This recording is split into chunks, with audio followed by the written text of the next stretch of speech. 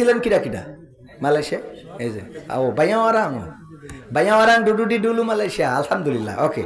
তো এই মানুষগুলো ভাষাটা বুঝতে পেরেছে যে কি বলেছি। এখন মালয়েশিয়ায় গেছিল একজন, ও যাওয়ার পরে ওর মান নিয়ে গেছে, তো নিয়ে যাওয়ার পরে মা ওখানে হার্ট স্ট্রোক করে মারা গেছে।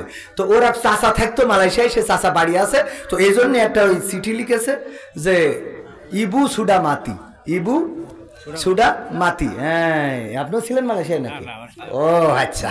তো ইবু সুডা মাতি মানে মা মরে গেছে, এইটা চিঠি লিখে পাঠাই দিয়েছে এই জন্যই যে যদি ডাইরেক্ট লিখে দেয় যে মা মালয়েশিয়ায় এসে মরে গেছে, তাহলে ও স্টক করতে পারে মার শোকে। তো এই ভাষাটা বুঝবে না, ও নিয়ে যাবে যে মালয়েশিয়ায় ছিল চাচা, তার কাছে যে চাচা দেখো দিন কি লিখে দেস, তো চাচা তখন পড়িয়ে বুঝে বলবে দেখ পৃথিবীতে তো কেউ চিরদিন থাকে না। তো এই জন্যে আসলে আমাদের সবাই চলে যেতে হবে, তোর যেতে হবে আমাদের, আল্লাহ হায়াত কার কখন কি। তোর মা মালয়েশিয়ায় গেছে, মনে হয় একটু বেকায়দা হয়েছে, এখনো ধুক ধুক করতেছে, হয়তো মরেও জাতি পারে, তা মন খারাপ করিস না, খানিক পরে আস্তে করি কয় মরে গেছে, তাই না? হঠাৎ করে বললি ঠাস করিস আবার স্টক করতে পারে। তো এই জন্য ইবু সুডা মাতি এটা লিখে দেস, ও কারুর কাছে না যাইয়ে ও মাঠে যাইয়ে তো ওইটা দিয়ে গান বানাইছে, গান গাছে ইবু সুডা মাতি, ইবু সুডা মাতি সুর করে তো গান গাচ্ছে। পরে ওই যখন মালয়েশিয়ায় ছিল এরকম আর একজন ও শুনেছে, ও শুনে তো বুঝতে পেরেছে ইবু সুডা মাতি গান গাচ্ছে গান। তো ও ডেকে বলছে তুই গান গাচ্ছিস কে? আমার ভাই চিঠিতে লিখে দিয়েছে, আমি এটা সুর করি গান বানাইছি, খুব ফাইন না? তা বলছে মানে কি বুঝিস? তা বলছে না মানে বুঝিনি, এমনি লিখে পাঠাই দিস। তো বলছে মানে হইলো তোর মা কি মালয়েশিয়ায় গেছিল? তা হ্যাঁ। তা মালয়েশিয়ায় তোর ভাইয়ের কাছে ছিল? তা হ্যাঁ। তো তোর ভাইয়ের কাছে তোর মা মরিয়ে কিল্লা ফতে। এখন ওর গান মনে আসবে? বরং ও বলছে ও মা আমারে এতিম করে গেলি মা। আমি কি কান্নাকাটি আছে না নেই? কথা কয় না, কারণ কি সে বিষয়টা বুঝদি, আগে বুঝিনি, পরে বুঝার পরে কান্না আছে না নাই, বুঝলি গান হবে। তো জিহাদ আছে কি নেই? ও তা করলেও মিটে যায়। ভাইরা আমার, আল্লাহ বলছেন ইন্নাল্লাহ আশতারা মিনাল মুমিনিনা আনফুসাহুম ওয়া আমওয়ালাহুম বিআন্না লাহুমুল জান্নাহ। কথাটা কার? আল্লাহর কথা শুনতে রাজি আছি না নাই? আল্লাহ কি বলছেন? ও আমার বান্দারা, তোমরা যদি আমার রাস্তায় মাল দাও, জান দাও, আমি তোমাদের জান্নাতের বিনিময়ে আমার জান্নাতটা দিয়ে দিতে চাই। সেই জান্নাত আমরা চাই, কিডা কিডা হাত উঁচু করেন। জান্নাত কি চান সবাই?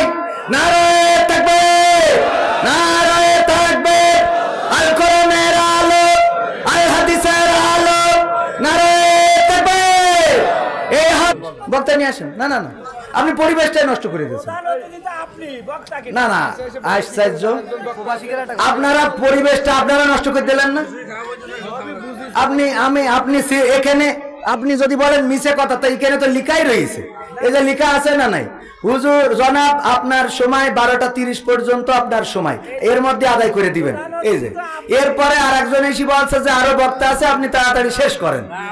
না না না বলেছে কিনা? আপনি বলেন বলেছে কিনা? তাই বলেছে। তো আমি এখানে এখন পরিবেশ নষ্ট করি, লোকজন সব উঠে চলে গেছে, আপনি আবার ওয়াজ করতে করেন, মানে ভাঙা বাজারে কি করবো আমি তো লোকজন সব ঠিক করেই রাখিলাম। এই লোকগুলোর আমি এখন আমার আলোচনার অংশেই যেতে পারিনি। মা বোনেরা রয়েছে পর্দার অন্তরে, তাদের ব্যাপারে কথা বলা লাগবে না? আপনারা চিরকুট দেবেন, কানে এসে বলবেন বক্তা আছে, আবার বলবেন যে হুজুর বাজার ভেঙে এখন কে মাহফিল, এখন ভাঙা বাজারে আপনারা এসে ওয়াজ করেন, আমি না।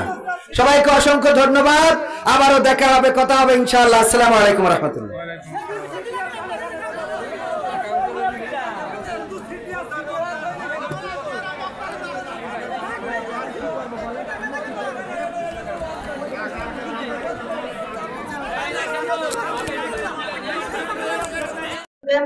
এই চেয়ারম্যান সাহেব দেখেন এখানে লিখে দিয়েছে জনাব আপনার সময় 12টা 30 মিনিট পর্যন্ত, এর মধ্যে আদায় করে দিবেন।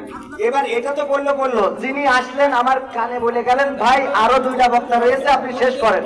তিনি কই আসতে বলেন, তার বলেছে কিনা? এখন আমি বেয়াদবি কেন করব? আমি তো আপনাদের দাওয়াতে এসেছি, এটা তো চেয়ারম্যান সাক্ষী।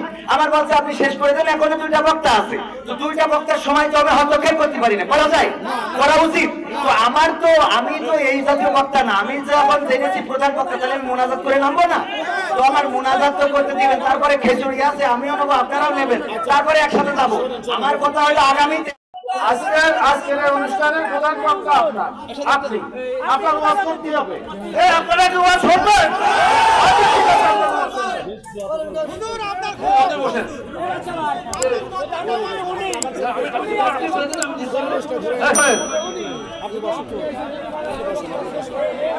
উপস্থিত ভাই, আপনারা একটু কথা একটু বলি শোনেন। আমরা সবাইকে সালাম জানাচ্ছি, আসসালামু আলাইকুম ওয়া রাহমাতুল্লাহ। শোনেন, আমি হুজুরকে বলেছি, হুজুর আপনার ওয়াজ আমি প্রথম শুনতে আসলাম। আমি আপনারা ছিলেন, আপনাকে একটু আগে নুরুল ইসলাম আপনাদের সঙ্গে কথা বলেছেন। আমি মনোয়ারের বাদশাহ কুলা ইউনিয়ন আওয়ামী লীগের সেক্রেটারি, সারা জীবন আওয়ামী লীগ করেছি, এখনো করি, আওয়ামী লীগ করি। আমি বলেছি যে আপনি যত কথাই বলেন না কেন, আপনি আকার ইঙ্গিতে অনেক কিছু বলেছেন, কিন্তু আপনার ওয়াজটা আমার খুব ভালো লেগেছে।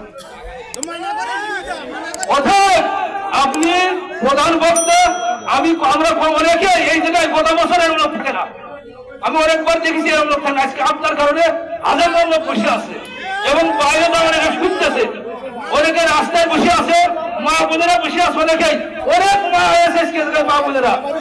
আপনাকে আমি বিনীত স্মরণ করতেছি, আপনি আমাদের ওয়াজটা, আপনার যে পরিবেশ নিয়ে আপনি আসছেন, আপনার ওয়াজে সম্পূর্ণ শেষ করেননি। আপনি মনোনয়ন করবেন, আপনি মা বোনদের সাথে কথা বলবেন, আপনি সমাজ ব্যবস্থা নিয়ে কথা বলবেন।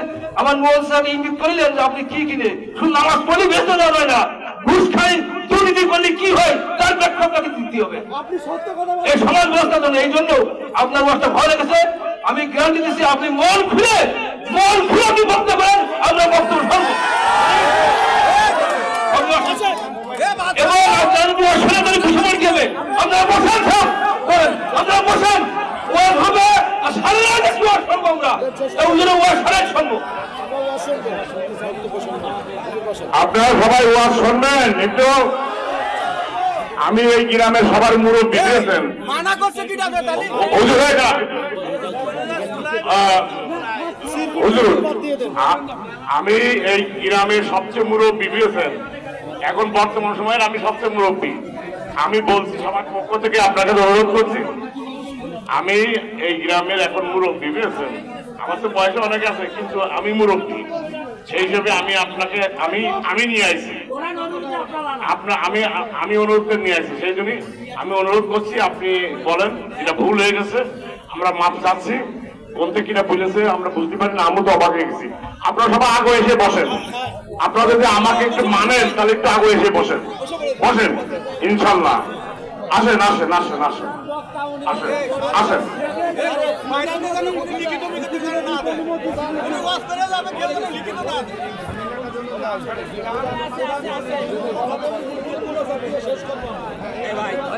আচ্ছা, আমি ক্যামেরাম্যানদের অনুরোধ করতেছি, আপনারা এই যে এনে যে ঝামেলা হলো না, এটা কাটতে দেবেন। কাট না না না না, এখানে সব তার মিডিয়া, এখানে কোনো ঝামেলা করার মতো ছেলেমেলে নেই।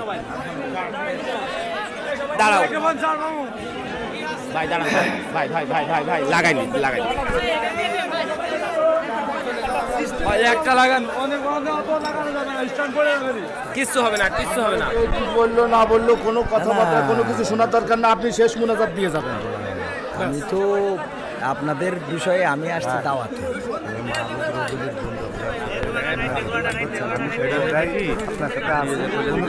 পর্যন্ত করবেন, সেক্ষেত্রে ভাবলাম তো আপনি 11:30টার ভিতরে মোনাজাত শেষ করবেন। আমার ওই মনে করেন যে বলে গেল যে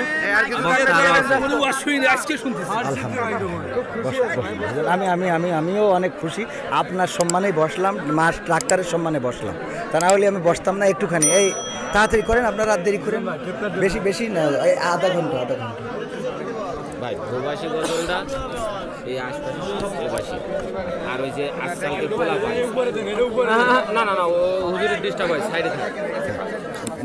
ছাড়েন এই মাইক ছাড়েন সবাই ওকে। একটুখানি হ্যাঁ ভাইয়েরা আমি একটুখানি উঁচু করে দেব, একটুখানি তাড়াতাড়ি সময়টা নষ্ট করে কি করলো। না, মানুষ তো আছে, মানুষ থাকবে না কেন, কিন্তু বিষয়টা হলো যে একটা পরিবেশ, মানে এই চলতে আবার ঝামেলা করে আবার এই পরিবেশটা ফিরে আনা একটু কষ্ট কিনা। তো তারপরেও আমরা জানি যে আপনারা এসে বসলে এই পরিবেশ সহজে ঠিক হয়ে যাবে ইনশাআল্লাহ। সহজে আমি আপনাদের গ্রামের মানুষের সম্মান রেখে বসেছি, সুতরাং কোরআনের সম্মানে আপনারা সমস্যা নাই। সেই কথা শুনতে রাজি আছেন না নাই? উনি কিন্তু বলেছেন আকার ইঙ্গিতে অনেক কথা বলেছেন, আকার ইঙ্গিতে আমরা যাই বলি একটাও কিন্তু আওয়ামী লীগের বিরুদ্ধের কথা না, সরকারের বিরুদ্ধের কথা না, বরং সরকারের পক্ষের কথা। সরকার একটি সুদ মুক্ত, সরকার একটি দুর্নীতি মুক্ত, দুঃশাসন মুক্ত, ধর্ষণ মুক্ত, জেনা মুক্ত, ব্যভিচার মুক্ত দেশ গড়তে চায় না, চায় না। কিন্তু প্রেসক্রিপশনে ভুল আছে, সেই প্রেসক্রিপশনটা আমাদের করে দেওয়ার দরকার আছে না নেই? সেই প্রেসক্রিপশনটা কোনটা?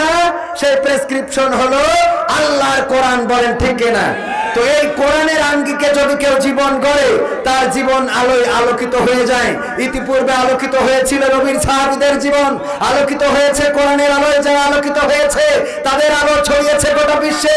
ও আমার ভাইরা, এই জন্য কালীগঞ্জে এই মাটির ইসলামের ঘাঁটি, কোরআনের মাহফিল আমি দেখেছি যেই পোস্টারে অন্তত এমপি সাহেব আনোয়ারুল আজিম আনার সাহেবের নাম আছে, এরকম মাহফিল বন্ধ হইতে কমে দেখেছি।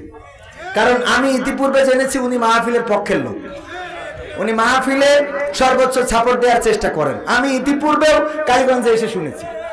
এটা উনি শুধু না, আসলে মাহফিলের পক্ষে বিপক্ষে যাবে কেন? একজন মুসলমান যাবে কখন? একজন মুসলমান কখনো মাহফিলের বিপক্ষে যায় না।